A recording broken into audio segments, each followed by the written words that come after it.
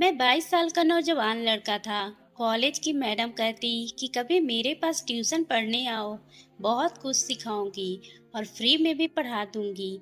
मैं उनके पास गया तो मैडम मुझे भी पढ़ाने लगी, लेकिन मुझे सबसे आखिरी में ही छुट्टी देती। एक दिन छुट्टी के बाद मैडम ने मुझे किसी काम के लिए सामान लाने भेज दिया। जब मैं वापस आया तो बहुत ही तेज की बारिश होने लगी थी।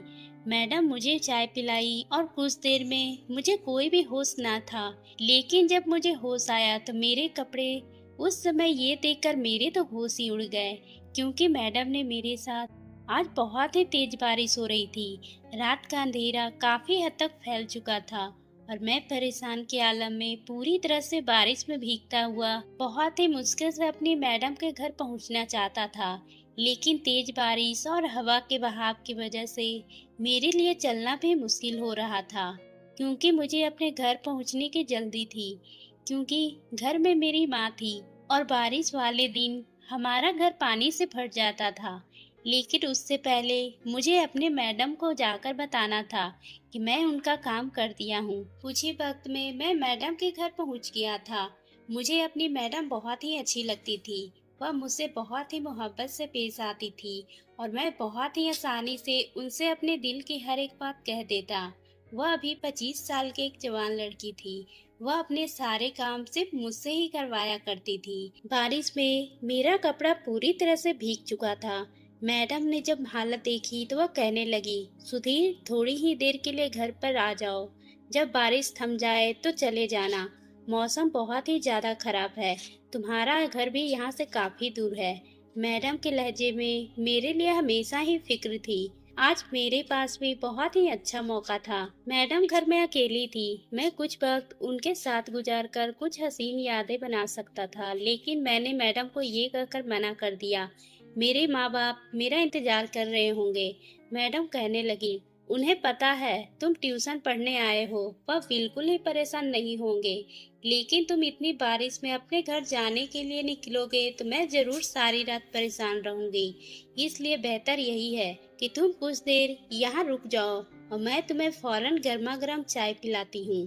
चाय का सुनकर मैं रुकने के लिए तैयार हो गया, क्योंकि मुझे बहुत ही ज्यादा सर्दी लगी थी। मैडम ने मुझे बैठने के लिए कहा और खुद मेरे लिए चाय बनाने चली गई। मैं दिल ही दिल में सोच रहा था कि मैडम कितनी अच्छी है, आज उनके यहाँ कुछ कर लूं। मेरा नाम सुधीर है और मैं बहुत ही गरीब घर से ताल्लुक रखता हूँ। हम एक किराए के घर में रहते थे और इतनी महंगाई में किराया चुकाना बहुत ही मुश्किल हो रहा था। मैं एक किराने की दुकान पे काम करने लगा था। लेकिन जब माँ को कुछ घरों का काम मिल गया तो माँ ने जबरदस्ती मुझे कॉलेज में दाखिला करवा दिया और मैं कभी कभी ही कॉलेज जाता था और वापस आने के बाद दुकान पर भी काम करता था। इस तरह कॉलेज नहीं जाने की वजह से बहुत ही मुश्किल से मेरी एजुकेशन चल रही थी। मैं 12वीं क्लास में था और मेरी उम्र अभी 22 साल की थी। एक दिन मेरी मैडम अपने घर पे मेरी माँ को मिलने के लिए बुलाई और मेरे रिजल्ट की रिपोर्ट कार्ड माँ के सामने रख दी और मेरी माँ से कहने लगी, सुधीर का रिपोर्ट कार्ड बहुत ही खराब आया है। वह बहुत ही कम नंबरों से पास हुआ है। इसे पढ़ने लिखने पर और भी ज्यादा ध्यान देना चाहिए। ये सुनकर माँ की आंखें भर आई और माँ ने हमारे हालत के बारे में मैडम से सारी बातें बता दी। ये सुनकर मेरी मैडम कहने लगी, आप चिंता ना करें, मैं आपके बेटे को ट्यूशन पढ़ा दूंगी और पैसे भी नहीं लूंगी। आपके बेटे का फ्यूचर का सवाल है। मैं चाहती हूँ कि सुधीर पढ़ लिख कर अच्छी जगह पर पहुँच जाए। मैडम की बात सुनकर माँ बहुत ही खुश हो गई, पर जब मैं ये बात सुना तो मैंने मना कर दिया। तभी मैडम कहने लगी, तुम दुकान का काम छोड़ दो और पढ़ाई के बाद मेरे छोटे मोटे काम कर दिया करना। इसके बदले मैं तुम्हें पैसे दे दूंगी। इस तरह तुम्हारा खर्चा भी चलता रहेगा। और माँ ने फौरन हामी भर ली और अगले ही दिन मैं ट्यूशन पढ़ने के लिए अपनी मैडम के घर जाने लगा। वह जाकर मुझे पता चला कि मेरी मैडम, जो कि इतनी खूबसूरत है, वो अभी अकेली और कुंवारी है। उनका और कोई भी नहीं है। काफी सारे बच्चे उनके पास पढ़ने के लिए आते थे। मैडम ने मुझे भी मोहब्बत से पढ़ाना शुरू कर दी और अगले ही टेस्ट में बहुत ही अच्छे नंबर से पास हो गया। मेरी माँ मेरी पढ़ाई से लेकर बहुत ही ध्यान दे रही थी। अब मैं जब कॉलेज जाता और दोपहर के कुछ वक्त दुकान पे बैठ जाता, फिर ट्यूशन जाता और फिर वहाँ से छुट्टी होने पर मैं मैडम के कुछ छोटे-मोटे काम निपटाकर घर वापस आता, क्योंकि सबसे आखिरी में ही मैडम मेरी ही छुट्टी करती थी। सब बच्चों को जाने के बाद मैडम मुझे अपने घर का सामान वगैरह मंगवाती थी। मैं बहुत ही ज़्यादा थक जाता था, लेकिन घर के हालात ने उम्र से पहले ही मुझे बहुत ही जिम्मेदार बना दिया था। खैर, मैं मैडम के सजे सजाए ड्राइंग रूम में बैठते हुए अपनी यही सोच में मग्न था कि मेरी मैडम एक अमीर औरत थी। उनके घर में हर तरह के सुख सुविधा के फैसिलिटी मौजूद थी, और इस वक्त भी इतनी ठंडी बारिश में उनके ड्राइंग रूम में हीटर के पास बैठा मैं यही सोच रहा था कि कुछ लोग कितने खुशकिस्मत होते हैं कि उनके पास जिंदगी के हर सुविधा मौजूद होती है, जबकि हम गरीब और जिंदगी से बस लड़ रहे हैं। मैडम के पास हर कीमती से कीमती चीज मौजूद थी। ऊपर से वह खुद भी बहुत ही खूबसूरत थी। जबकि मैडम मेरे पास आई और मेरे भीगे हुए कपड़े देखकर मैडम कहने लगी, सुधीर, मेरे पास तुम्हें देने के लिए कपड़े नहीं हैं। मैंने मैडम से कहा कि आप परेशान ना हो, मैं बस चाय पीकर अपने घर के लिए निकल जाऊंगा। मैडम मुस्कुराकर कहने लगी, चले जाना, तुम्हें बहुत ही जल्दी है अपने घर जाने की। मैडम की बात सुनकर मैं मुस्कुरा दिया, और वो हमेशा ही मुझे आखिरी तक रोक लिया करती। सब बच्चों की छुट्टी हो जाती, लेकिन मैं बैठा ही रह जाता, और फिर वह मुझसे काफी देर तक बातें करती और उसके बाद मुझे अपने काम देती थी। उनके लहजे इतनी मिठास होती थी, मैं उनके किसी भी बात को इनकार नहीं कर पाता। और तभी मैं चाय पीने लगा था। मुझे इतनी ज्यादा ठंड लग रही थी कि गर्मा गर्म चाय मेरे अंदर सुकून पहुंचा रही थी। कुछ ही देर में मेरी चाय खत्म हो गई थी। चाय खत्म होते ही मैंने उसे इजाजत मांगी, तो उन्होंने ये कहकर मुझे और कुछ देर रोकने पर मजबूर कर दिया कि बारिश अभी बहुत ही तेज हो रही है, कुछ देर और रुक जाओ, फिर चले जाना। वैसे आज अचानक इतनी तेज बारिश हो रही थी कि रुकने का नाम ही नहीं ले रही थी। मुझे अपने घर वालों की फिक्र सता रही थी। मैडम ने मेरे पास बैठकर मुझसे बातें करने लगी थी, और मुझे उनसे बातें करते हुए अजीब सी फीलिंग का एहसास हो रहा था। शायद मैं बहुत ही ज्यादा थका हुआ था। मैडम मुझे कहने लगी, तुम थोड़ी देर कमरे में सुकून से लेट जाओ, वैसे भी बारिश कम होती है तो तुम चले जाना। मेरी आंखें नींद से ओझल होने लगी थी। मैं भी मैडम की बात मानकर उसके बेडरूम में चला गया, लेकिन गीले कपड़ों की वजह से मैं उनके बिस्तर पे नहीं लेटना चाहता था। मैडम भी मेरे पीछे कमरे में चली आई थी। वो कहने लगी, मैं आसानी से उनके बिस्तर पर लेट जाऊं। मेरी हिचकिचाहट देखकर मैडम कहने लगी, तुम बिस्तर पर गीला होने की फिक्र ना करो, तुम आराम से लेट जाओ, मैं बाद में ये सब साफ कर लूंगी। मेरे लिए एक पल भी खड़ा होना बहुत ही मुश्किल था। मैं फौरन मैडम के बेड पर लेट गया और आंखें बंद कर ली, और थोड़ी ही देर के बाद मैं गहरी नींद में चला गया था। अब मुझे होश ही नहीं रहा, पर आधी रात को जब मेरी आँख खुली तो मेरे पैरों तले से जमीन ही खिसक गई, क्योंकि मैडम मेरे सामने ही बैठी थी। उनकी कमर मेरी तरफ ही थी, और वह रेड कलर की साड़ी पहनी हुई थी। उनको देखते ही मुझे अपने अंदर कुछ महसूस होने लगा, लेकिन वह मेरी मैडम थी। वह मुझ पर किस कदर यकीन रखती। लेकिन जैसे ही मैं बेड से उठा, एकदम से मेरी आँख खुल गई, क्योंकि मैं सपना देख रहा था। मुझे एहसास हो गया था कि वह हकीकत नहीं हो सकता। जब मैं अपने घर जाने के लिए उठने लगा, लेकिन उसी वक्त मुझे अंदाजा हुआ कि मेरे साथ वो सब हो चुका है जिसके बारे में मैं सोच भी नहीं सकता हूँ। मैं जोर जोर से शोर मचाने लगा था। मेरी आवाज पे मैडम कमरे में चली आई और प्यार से कहने लगी, सुधीर, तुम्हें क्या हुआ है? मैं परेशानी के आलम में मैडम से पूछा, आपने मेरे साथ क्या किया है? मैडम कहने लगी, तुम परेशान ना हो, कुछ नहीं होगा, मैं तुम्हारे साथ हूँ। तुम्हें फिक्र करने की जरूरत नहीं है, तुम मेरे साथ आराम से रह सकते हो। मैडम की बात सुनकर मुझे गुस्सा आ गया। मैंने कहा कि मैं फौरन अपने घर जाना चाहता हूँ। आपने मुझे बारिश रोकने तक यहाँ ठहरने को कहा था, लेकिन अब बारिश भी खत्म हो चुकी है, तो मुझे जाने दीजिए। लेकिन मैडम ने जैसे मेरी बात सुनी ही ना हो, अनसुनी कर दी, और वह मुझे कमरे में ही बंद करती हुई बाहर निकल गई। मैं उनके पीछे जोर जोर से चिल्लाने लगा था, लेकिन जैसे उन्होंने अपने कान बंद कर लिए थे।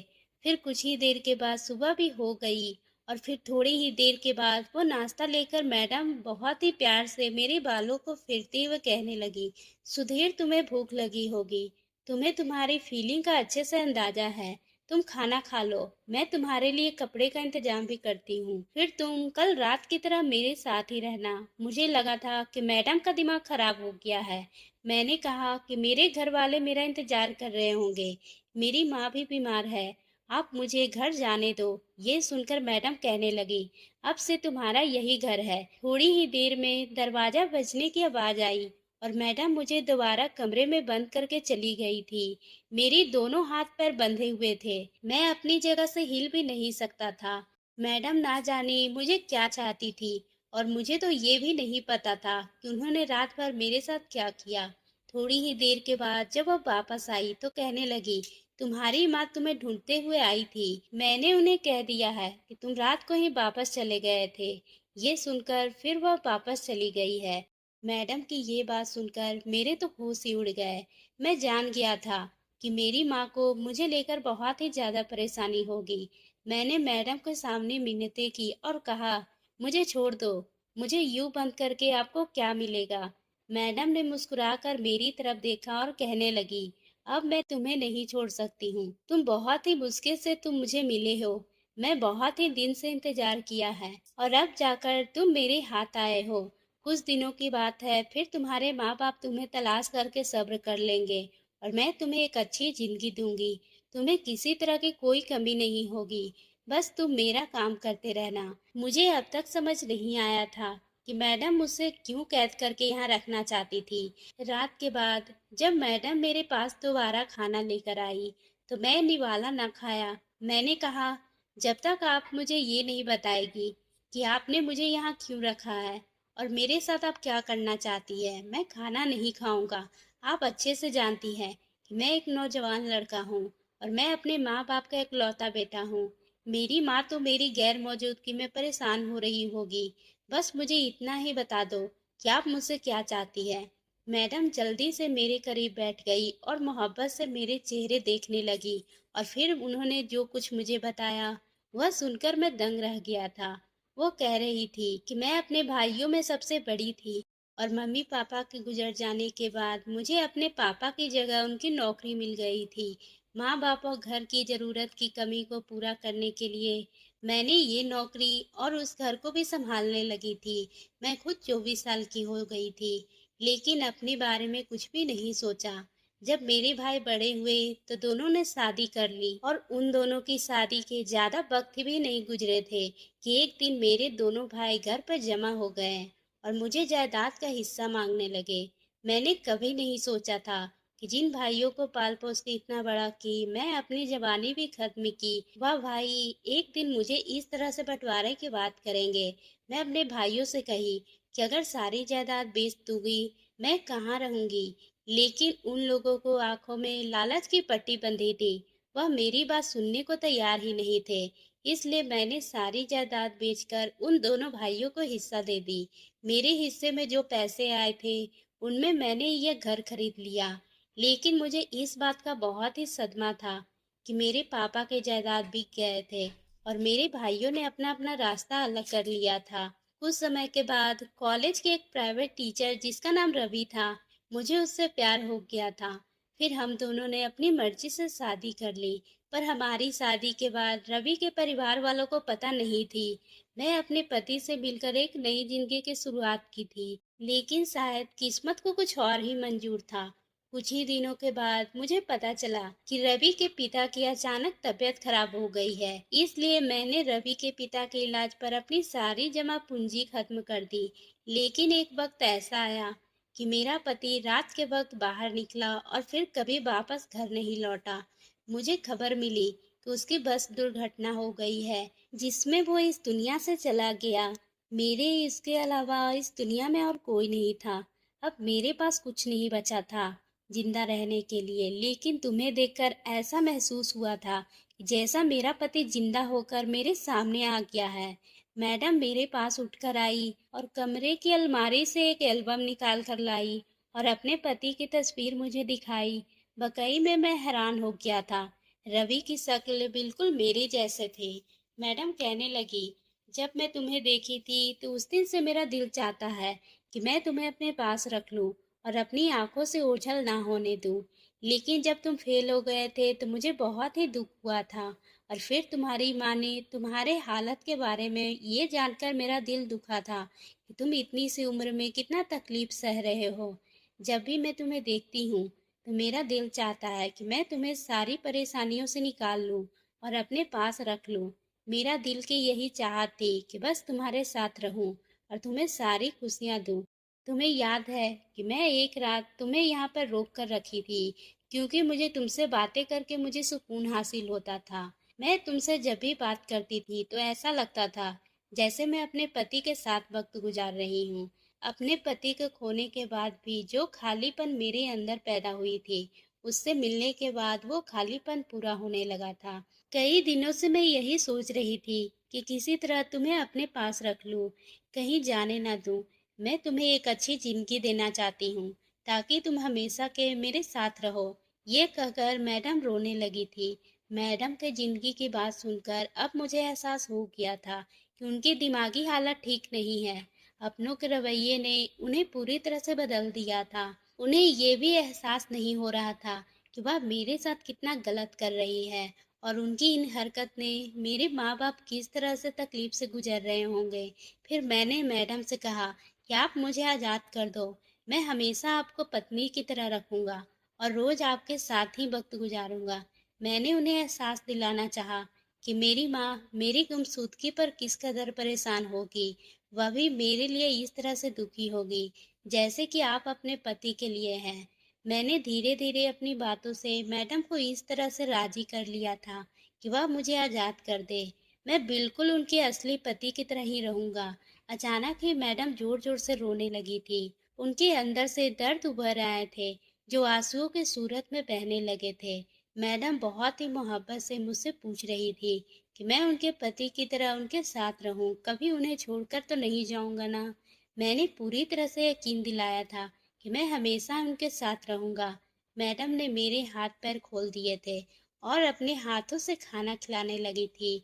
मैंने उनका दिल रखने के लिए खाना भी खा लिया था। मैंने उनसे वादा किया था कि मैं कल फिर से उनके पास आऊँगा।